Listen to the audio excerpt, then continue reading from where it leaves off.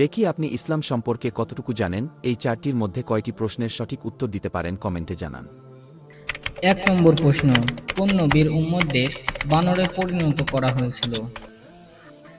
Option number এ, মুসা আলাইহি ওয়াসাল্লাম। Option number B, দাউদ আলাইহি ওয়াসাল্লাম। অপশন নাম্বার সি, ঈসা আলাইহি ওয়াসাল্লাম।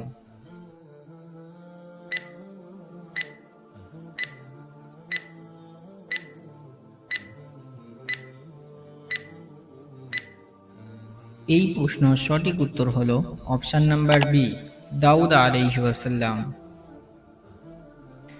বানি ইসরাইলে একদল লোক শনিবারে ধর্মীয় নিষেধাজ্ঞা, মাছ ধরা নিষেধ ছিল, অমান্য করেছিল। তাই এই অবাধ্যতার শাস্তি হিসেবে আল্লাহ তাআলা তাদের উপরে অভিশাপ দেন এবং তাদের আকৃতি পরিবর্তন করে বানরে পরিণত করেন। এটি আল কোরআনে সূরা বাকারা ও সূরা আরাফে বর্ণিত আছে। চলুন তাহলে 2 নম্বর প্রশ্নের দিকে আগানো যাক। 2 নম্বর প্রশ্ন হলো, হযরত মুহাম্মদ সাল্লাল্লাহু আলাইহি ওয়াসাল্লাম মোট কতটি বিবাহ করেছিলেন? অপশন নাম্বার এ 4টি, অপশন নাম্বার বি 7টি, অপশন নাম্বার সি 11টি।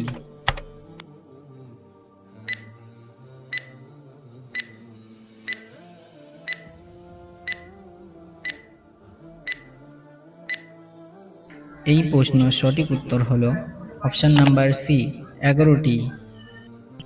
আল্লাহ রসুল সাল্লাল্লাহু আলাইহি ওয়াসাল্লাম তার জীবন দশায় মোট 11 জন নারীকে বিবাহ করেছিলেন।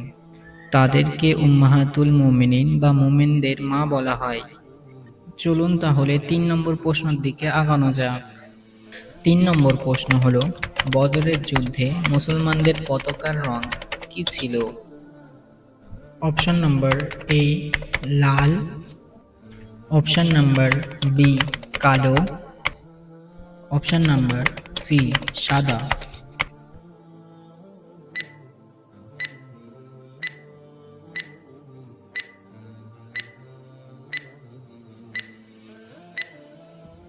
এই প্রশ্ন সঠিক উত্তর হলো অপশন নাম্বার সি সাদা। ইসলামের প্রথম বড় যুদ্ধ ছিল বদরের যুদ্ধ। ঐতিহাসিক অনুযায়ী এই যুদ্ধের মুসলমানদের প্রধান পতাকার রং ছিল সাদা। যদিও কিছু বর্ণনায় ছোট ছোট কালো পতাকার কথা উল্লেখ আছে, তবে সাদা পতাকাটাই ছিল মূল নির্দেশ দেওয়া পতাকা। চলুন তাহলে 4 নম্বর প্রশ্নের দিকে যাওয়া যাক। 4 নম্বর প্রশ্ন হলো, ইসলামের যাকাত কত শতাংশ দিতে হয়? Option number A 5%, option number B 2.5%, option number C 10%।